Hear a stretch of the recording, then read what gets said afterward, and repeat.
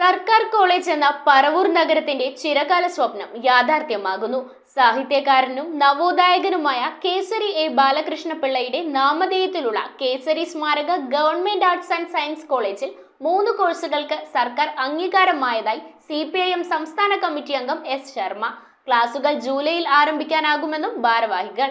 സർക്കാർ കോളേജ് വരുന്നതോടെ വൈജ്ഞാനിക രംഗത്ത് പറവൂർ പുതിയ അധ്യായം രേഖപ്പെടുത്തുമെന്ന് CPIM സംസ്ഥാന കമ്മിറ്റി അംഗം S. ശർമ്മ വാർത്താസമ്മേളനത്തിൽ പറഞ്ഞു. സർക്കാർ കോളേജ് എന്ന പറവൂരിന്റെ ചിരകാലാഭിലാഷം നേടിയെടുക്കാനായത് മുഖ്യമന്ത്രിയുടെയും സർക്കാരിന്റെയും സജീവ ഇടപെടലിലൂടെയാണ്. കോളേജിന് യാഥാർത്ഥ്യമാകുന്നതിൽ പ്രധാനപ്പെട്ട പങ്ക് വഹിച്ചിട്ടുള്ളത് മുൻമന്ത്രി S. ശർമ്മ തന്നെയാണ്. അദ്ദേഹം മന്ത്രിയായിരിക്കുന്ന കാലഘട്ടത്തിലും ചില പരിശ്രമങ്ങൾ നടത്തിയിരുന്നു. വൈപ്പിങ്കരയിൽ കോളേജ് കൊണ്ടുവരാൻ അദ്ദേഹം സാധിക്കുകയും ചെയ്തു. ഇന്നിപ്പോൾ ഓർക്കേണ്ട മറ്റൊരാൾ അന്തരിച്ചു പോയ പറവൂർ നഗരസഭാ ചെയർമാൻ അഡ്വക്കേറ്റ് N. എലി തന്നെയാണ്. സഖാവ് ശർമ്മ, അഡ്വക്കേറ്റ് N. എലി, SP നായർ, ഇവർ 3 പേർ നടത്തിയ തിരുവനന്തപുരം യാത്രകളും ഇവർ നടത്തിയിട്ടുള്ള ജില്ലാതല മീറ്റിങ്ങുകളെല്ലാം നിരവധിയാണ്. പറഞ്ഞാൽ വിവരണാതീതമായ രീതിയിലുള്ള എഫർട്ട് ഇക്കാര്യത്തിൽ എടുത്തിട്ടുണ്ട്.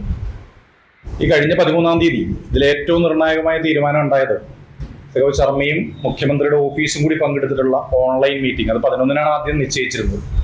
ഇത് 13-ലേക്ക് മാറ്റി പങ്കെടുത്ത മീറ്റിങ്ങിലാണ് 2025-26 വർഷത്തിൽ പറവൂരിലെ സർക്കാർ കോളേജിൽ അധ്യയനം ആരംഭിക്കാൻ സാധിക്കുമെന്നുള്ള സന്തോഷം ഇപ്പോൾ നമുക്ക് പങ്കുവയ്ക്കാൻ സാധിച്ചത്. നേരത്തെ ശ്രമസാവ് സൂചിപ്പിച്ച പോലെ പറവൂരിന്റെ ചരിത്രത്തിലും സംസ്കാരത്തിലും ഏറെ സവിശേഷതകൾക്ക് ഇത് ഇടയാക്കും.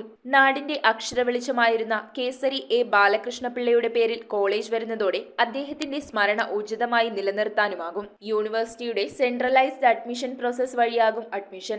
ആദ്യ വർഷം 100 വിദ്യാർത്ഥികളെ വരെ പ്രവേശിപ്പിക്കും. ഓരോ കോഴ്സിലും വിദ്യാർത്ഥികളുടെ എണ്ണം വ്യത്യസ്തമായിരിക്കും. നിലവിൽ പ്രവർത്തിച്ചു വരുന്ന കേസരി ആർട്സ് ആൻഡ് സയൻസ് കോളേജാണ് സർക്കാർ കോളേജ് ആകുന്നത്.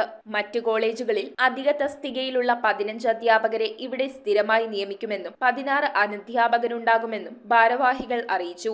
മന്ത്രിസഭയിൽ വെച്ച് സ്പെഷ്യൽ ഓഫീസർ നിയോഗിച്ചു. അതായത് ഒരു കോളേജ് നടപ്പാക്കാൻ വേണ്ടി ഏറ്റെടുത്തു കഴിഞ്ഞാൽ തുടർ സ്വീകരിക്കേണ്ടുന്ന അഡ്മിനിസ്ട്രേറ്റീവ് പ്രൊസീഡിങ്സ് അനുസരിച്ചുള്ള സ്പെഷ്യൽ ഓഫീസർ ജോബി എന്ന് പറയുന്ന മഹാരാജ് കോളേജിലെ പ്രൊഫസറായിട്ടുള്ള അദ്ദേഹത്തെ സ്പെഷ്യൽ ഓഫീസറായിട്ട് വെച്ചു. അദ്ദേഹം ഈ കാര്യങ്ങൾ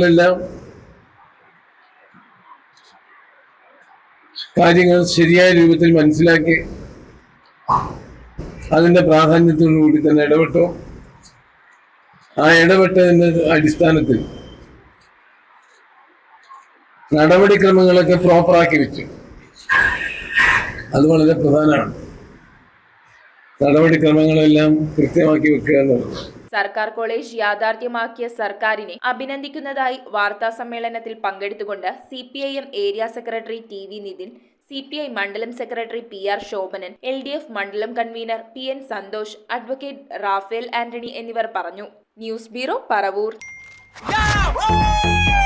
ദീപാവലി ബോണസ് വല്ലതും കിട്ടിയോ? എന്റെ മോള് എന്റെ നാട്ടിലെ ആദ്യത്തെ പൈലറ്റായി. അവളുടെ അഡ്മിഷന്റെ നേരത്ത് എനിക്ക് കൈത്താങ്ങായത് മണപ്പുറം ഗോൾഡ് ലോണാണ്. മണപ്പുറം ഗോൾഡ് ലോൺ പണയം വെക്കുന്ന ദിവസങ്ങൾക്ക് മാത്രം പലിശ ഈടാക്കുന്നു.